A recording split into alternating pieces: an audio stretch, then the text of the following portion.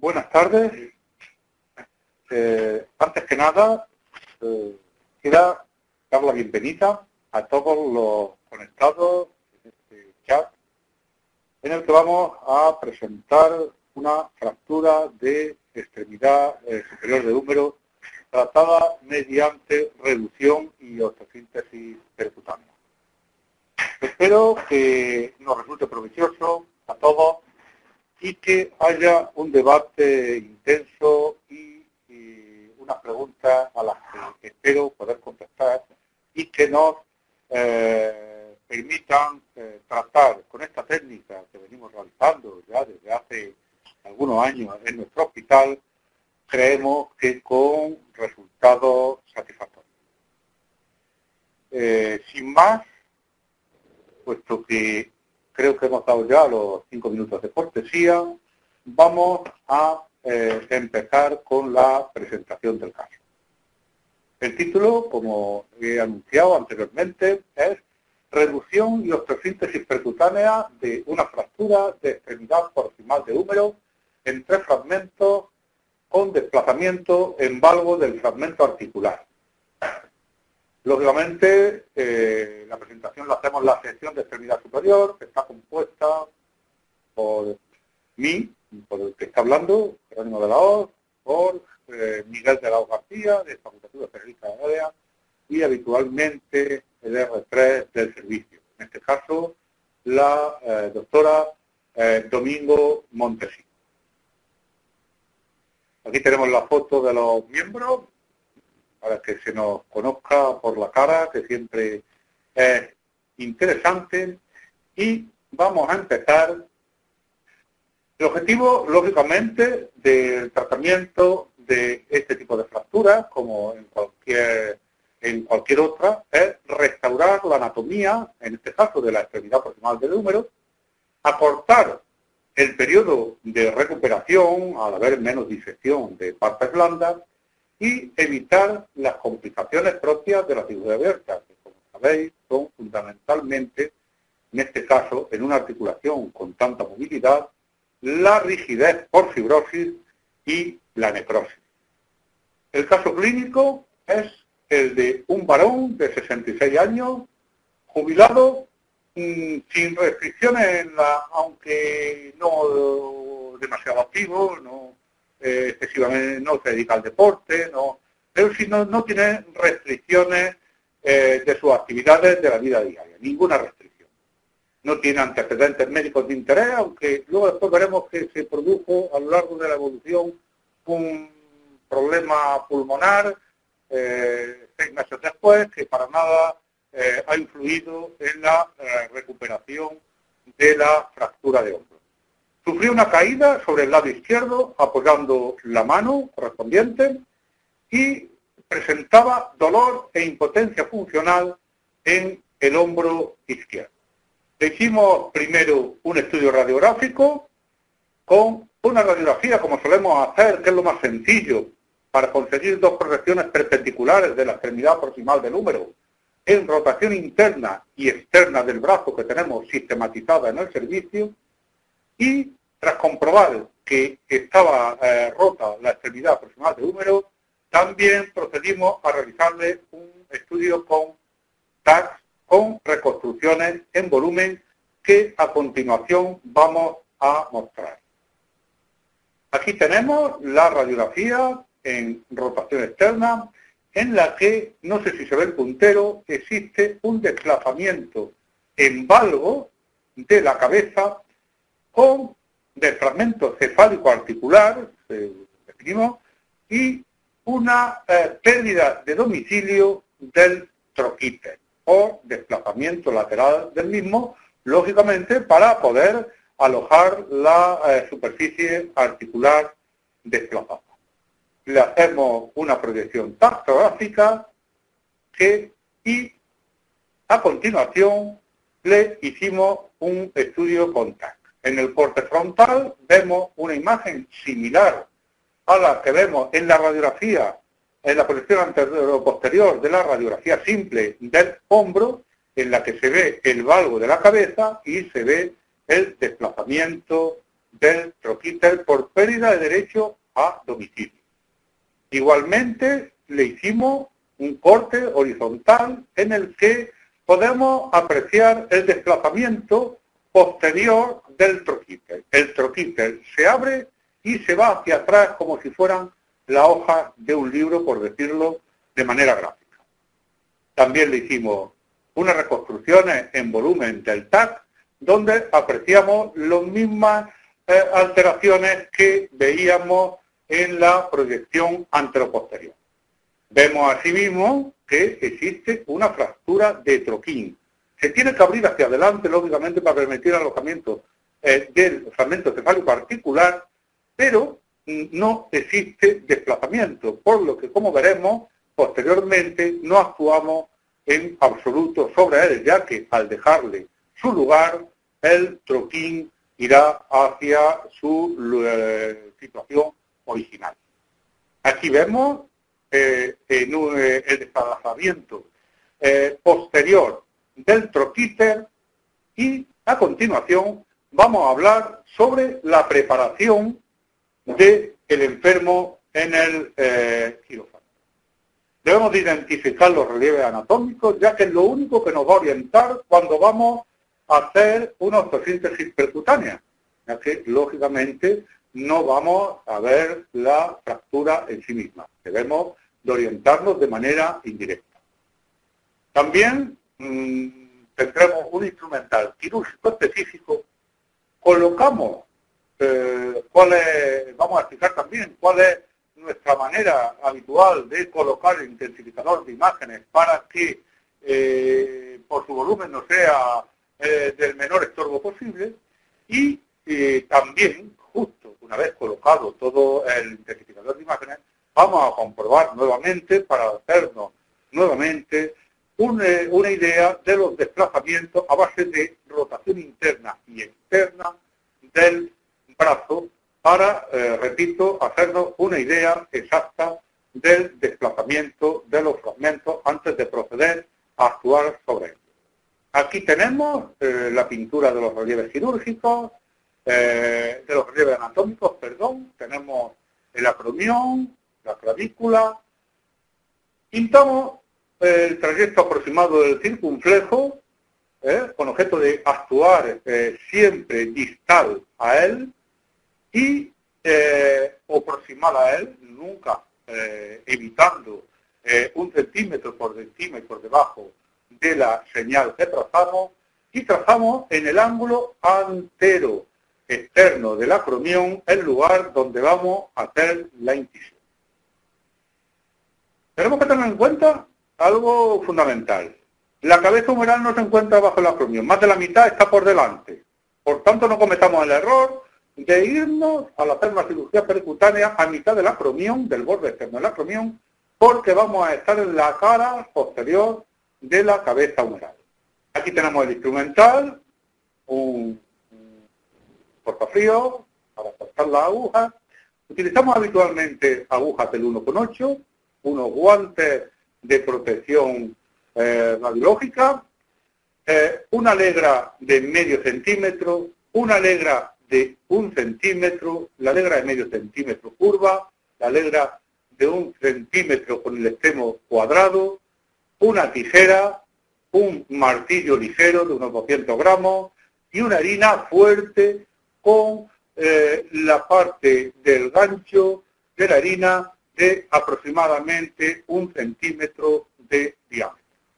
Colocamos al enfermo, aquí tenemos una visión anterior, siempre de arriba a abajo, soltándole los frenos para que en cualquier momento podamos manejar nosotros con la mano, porque ya que vamos a hacer tracciones sobre la extremidad, necesitamos mover con facilidad el rayo. Una cosa importante que vamos a ver en la diapositiva siguiente es la colocación lateral del enfermo. Habitualmente una tabla de unos 20 centímetros de ancho que coloco bajo el enfermo y al que le pongo la suficiente elevación que vemos sujeta con esparadrapo, la suficiente elevación de paño o sábana, como para que el brazo esté prácticamente en el mismo eje del tórax. Si el brazo está en hacia atrás, está en retropulsión, no vamos a tener una buena imagen de la cabeza y nos va a ser mucho más difícil operar y nos va a obligar a mantener el brazo. En esta posición, el brazo solo tendremos que rotarlo, liberándonos de hacer muchísimo esfuerzo a lo largo de la intervención y poder hacerla prácticamente un cirujano solo y otro manejando el aparato de rayos si es necesario.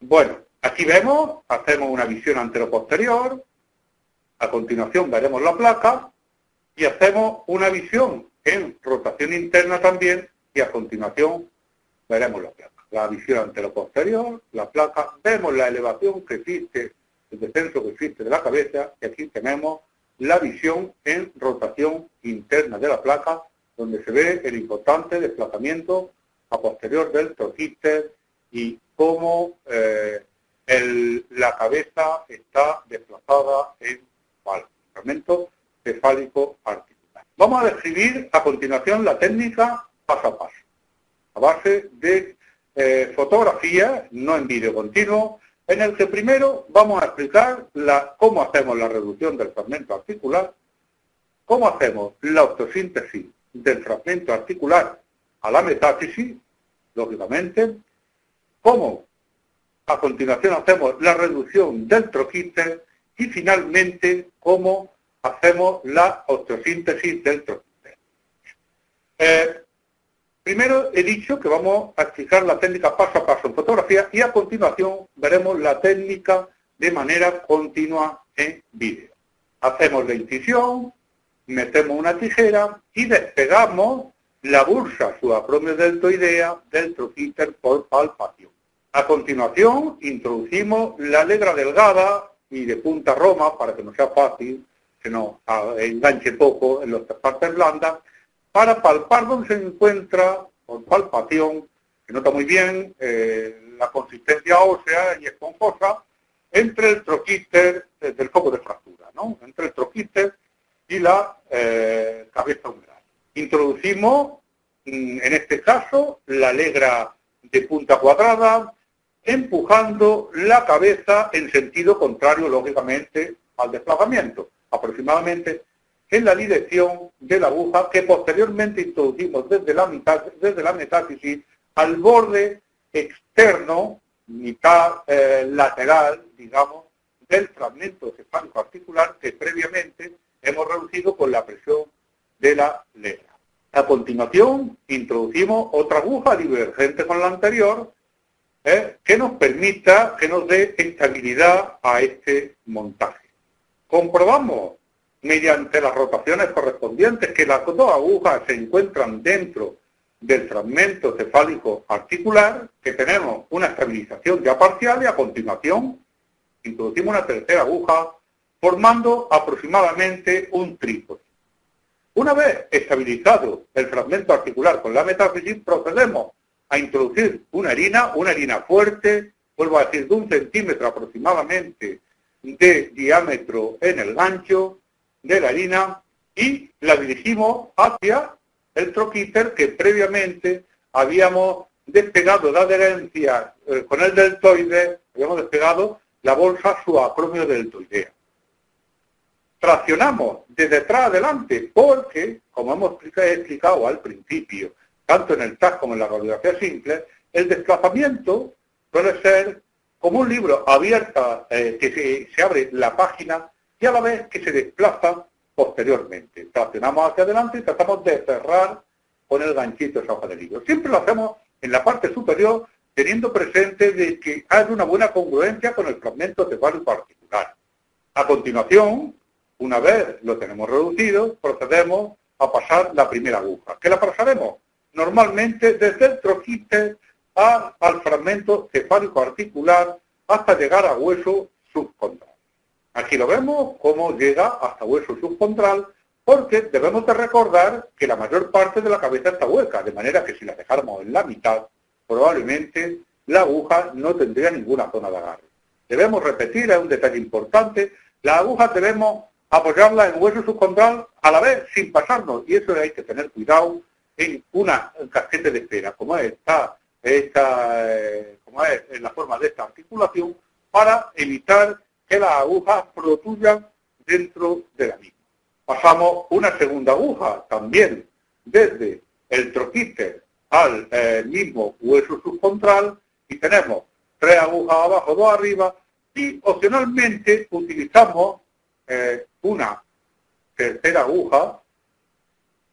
Previamente hemos, en la parte más distal del troquíter, la hemos traccionado también levemente hacia adelante y hemos introducido una tercera aguja, con lo cual tenemos el montaje estable ya completo. Aquí vemos las agujas colocadas, como sobresale de la piel.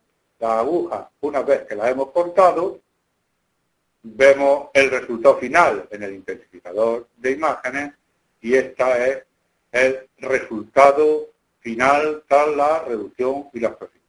Vemos cómo la superficie articular está siempre como corresponde por encima del troquíter, realmente hasta 9 milímetros por encima de la tuberosidad mayor. El pequeño desplazamiento metafisario que existe en la parte interna del cuello carece de importancia, puesto que es extraarticular,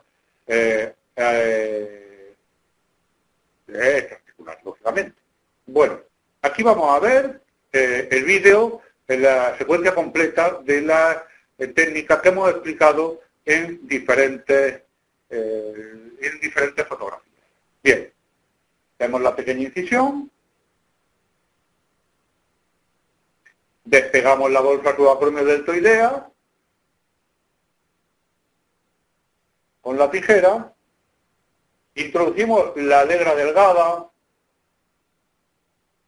y vemos cómo levantamos el troquíter, cómo hace protrusión y en qué lugar hace protrusión.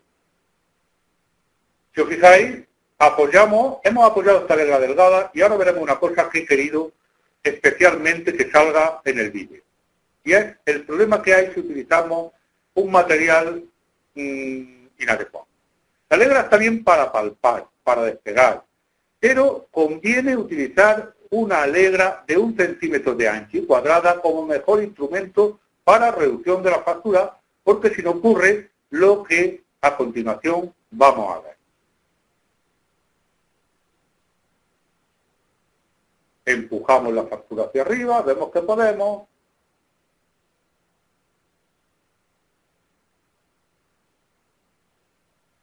Conseguimos llevarla hasta el nivel del troquíter, ya está hecha la reducción, pero sin embargo vemos cómo se ha escurrido la alegra. Por tanto debemos utilizar, como vemos en esta imagen, debemos utilizar una alegra cuadrada de aproximadamente 1 centímetro de ancho. Lo más larga posible con objeto de evitar exponer la mano debajo de los rayos, también tenerla el menor tiempo posible. Empujamos exactamente igual, conseguimos la misma reducción. Bien, nos bajamos un poco, nos apoyamos en la metáfisis y procedemos a introducir la primera aguja que llega hasta el hueso subclavicular. A continuación, introducimos igual la segunda aguja desde la metáfisis y muy importante, comprobamos que están dentro las agujas, que no están. Es corriente que las agujas se salgan o bien por el foco metafisario o bien se puedan salir entre el troquíter y el troquín.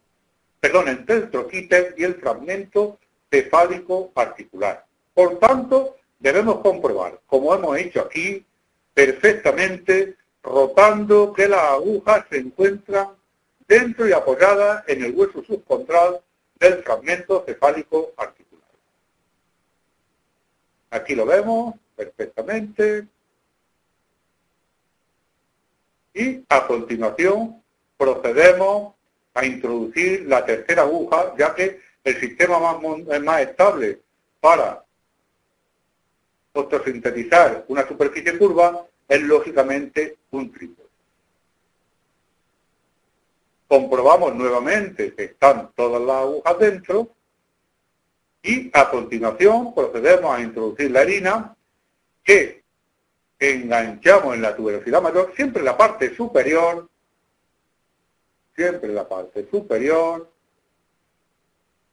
y traccionamos hacia delante y algunas veces es necesario un poquito hacia abajo. Ahí tenemos la reducción perfectamente, apoyamos la aguja de Kirchner y la llevamos, como habíamos dicho anteriormente, hasta el hueso subcontral.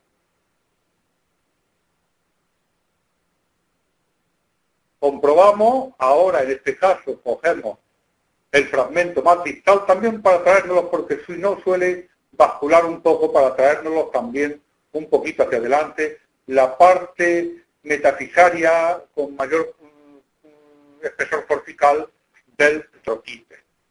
Continuamos. Y a continuación introducimos una segunda aguja que también dirigimos hacia el fragmento cefálico articular, situándola en el hueso subcontral. Ahí tenemos esta segunda aguja.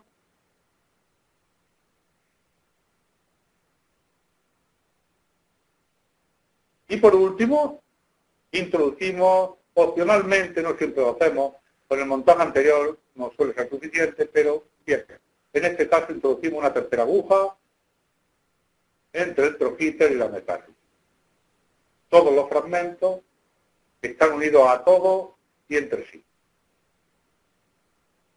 Finalmente, hay algo que quiero destacar. La manera de saber si estamos en hueso subcontral es que si nos quedamos un poquito cortos con las agujas, que es una precaución que debemos de tener, a continuación introducirlas hasta el final con un martillo ligero. Veremos que al final de la introducción cambia el ruido del martillo. Aparece un ruido sordo, duro, que nos indica que la aguja está en cortical. Así lo hacemos con todas. Vuelvo a decir, un martillo ligero, y aquí están las agujas. Aquí están cortadas las agujas subcutáneas y este es el resultado final. Vamos a ver a continuación los resultados tanto radiográficos como clínicos. El 7 del 12 de 2012, volvemos a ver el control en la planta, el control con radio X, ya no con el intensificador de imágenes. Esto es esto es el 7 del 12, es el 21 de enero de 2013, es decir, aproximadamente un mes después, algo más, 5 semanas después, y esto es 9 meses después, hace unos pocos de días que dice un control al paciente. El resultado clínico es, a continuación vamos a ver, no os extrañéis de que tiene afectado la mitad derecha del tórax, porque este hombre ha tenido un problema pulmonar que nada tiene que ver ni ha dado lugar a ningún tipo de evolución adversa sobre la fractura, y han tenido que afeitarle para hacerle unas punciones que le hicieron torácicas. El lado malo es el izquierdo, es la fractura, el fracturado del izquierdo, y este es el resultado en cuanto a movilidad del paciente. Bien, y esto es todo. Muchas gracias. Gracias a todos por vuestra atención, por el tiempo que perdéis en esto, y en fin, y estoy a vuestra disposición para contestaros las preguntas que me hagáis, y es que puedo. Gracias. En el artículo de la revista belga, precisamente, esto de alguna manera es una evolución de lo que llevo haciendo muchos años. Tú sabes que yo empecé a hacer fracturas de extremidad proximal del húmero antes de que aparecieran las placas LTP para tratarlas, que en principio parecían el método ideal, pero luego se ha visto que tienen muchos problemas, tanto técnicos como de material, hay roturas, y también como de problemas de fatiga de hueso por impactación del fragmento articular, por fracaso de las trabéculas ante un material de osteoartritis y cartilaginosa. Como te decía antes, tú conoces el artículo de la revista belga, y en la revista belga lo que hacía no era poner agujas en el troquíter, hacía el mismo montaje entre la metáfisis y el fragmento articular, pero suturaba el troquíter al fragmento articular o incluso le echaba una lazada a la aguja.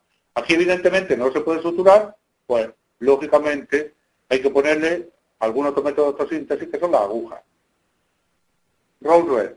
Habitualmente yo quito la aguja entre 3 y 4 semanas. Hay el suficiente callo fibroso a una infractura en 3 fragmentos, 4 semanas, para empezar a movilizar el hombro de manera pasiva. En menos una fractura articular, porque estas son fracturas articulares, antes de 4 meses no ha conseguido. Lo que sí pienso una cosa. En este tipo de fracturas uno tiene que hacerse su propia rehabilitación. Es decir, si uno manda al servicio de rehabilitación a estos enfermos, mientras lo citan, no lo citan y dejan el brazo quieto, no van a conseguir un buen resultado. Desde el primer momento tengo un protocolo de ejercicio donde a partir de que les retiro las agujas, los enfermos cada 2 semanas los controlo, les recuerdo los ejercicios y se los voy cambiando progresivamente hasta que consigo el resultado que espero. No sé si os puede interesar algún detalle técnico, alguna cosa que creáis interesante. No sé, estoy a vuestra disposición para explicaros aquello que crea que os pueda ser interesante y que yo haga con total disponibilidad, incluso de los pequeños trucos, en fin. Creo que lo he explicado a lo largo de la exposición, pero siempre hay algo que uno cree que da por sabido y luego no es, o se puede entender de otra manera, en fin. Estoy a la espera de lo que preguntéis. Hay algo que, en fin, para ver si mientras tanto alguien más se anima a preguntar, a escribir algo en el chat. Hay algo que ha sido la evolución histórica de la osteosíntesis de la fractura de extremidad superior de húmero. Desde el Belfort fuera la que fuera, hasta la osteosíntesis a mínimo. Yo por edad he vivido todas esas etapas. Y posteriormente las placas con tornillos bloqueados, se está volviendo otra vez a osteosíntesis menos agresivas, sobre todo en pacientes de una determinada edad. Últimamente ha habido, sí, precisamente acabo de ver la pregunta de Pepe Villalón y venía al caso de esto. Precisamente hay un par de artículos en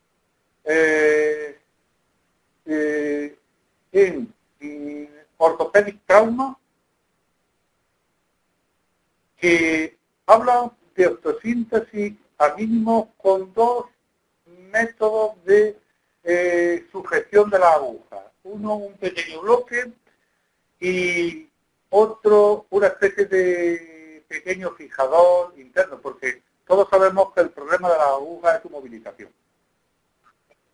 Que no quiere decir migración. Migración hacia arriba habitualmente, y es porque las agujas no se encuentran apoyadas en la cabeza, sino lo que dije al principio. Se han ido, cuando se han puesto originalmente, a través del foco de fractura. Y por tanto, al no tener el tope, se supone el fragmento articular, las agujas migran en sentido proximal con el consiguiente riesgo de todo tipo. Estos 2 artículos, precisamente de 2012, de Orthopedic Trauma, sobre estos 2 métodos de osteosíntesis, dan una incidencia muchísimo menor de necrosis de cabeza humeral. Yo, de hecho, en el artículo al que tú aludes, Pepe, de la ortopédica belga, yo tenía una más baja incidencia que después he tenido con las placas con tornillos bloqueados LPP. Bueno, parece ser que no hay más preguntas. Solo me queda pues despedirme de todos una vez más, agradeceros vuestra atención, el tiempo que habéis dedicado a esto y, por supuesto, invitaros a nuestro servicio y a la sección para cualquier cosa que creáis que os podamos ser útiles. Nada más y hasta el próximo caso clínico que será probablemente... bien, Juan Pablo Molina está escribiendo. Vamos a ver qué dice. ¿No? Bien, gracias a ti, Juan Pablo. Bien, pues buenas noches. Nada más.